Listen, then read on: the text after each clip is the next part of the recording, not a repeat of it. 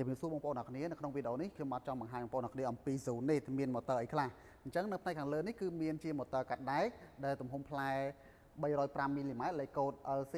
1230បាទប្រភេទនេះគឺល្អមែនទែនចំពោះការកាត់ដែកលឿនហើយស្អាតហើយអត់សូវបែកផ្កាភ្លើងហើយប្រភេទនេះគឺប្រើល្អជាងប្រភេទថ្មគៀបណាថ្មគៀបវាបែកផ្កាភ្លើងក្តៅពិបាកផ្សារឬក៏ស្ញាញ់មុខអីចឹងទៅបន្តមកទៀតមាន motor កាត់ដែកប្រភេទយួរដៃបាទយួរដៃយើងមានច្រើនຂະຫນាតដែរមាន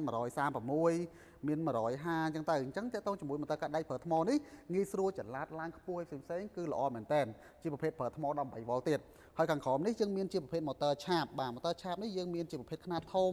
បាទຂະຫນាតតូចប្រើថ្ម18វ៉ុល40វ៉ុលអញ្ចឹង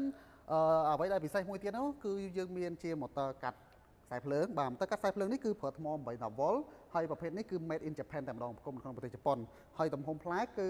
អាចកាត់ខ្សែរហូតដល់50មីលីម៉ែត្របាទអញ្ចឹងតើតើជាមួយ motor ផ្សេងៗទៀតចាំខ្ញុំបង្ហាញនៅវីដេអូក្រោយអញ្ចឹងសម្រាប់វីដេអូនេះខ្ញុំមានប៉ុណ្ណឹងសូមអរគុណ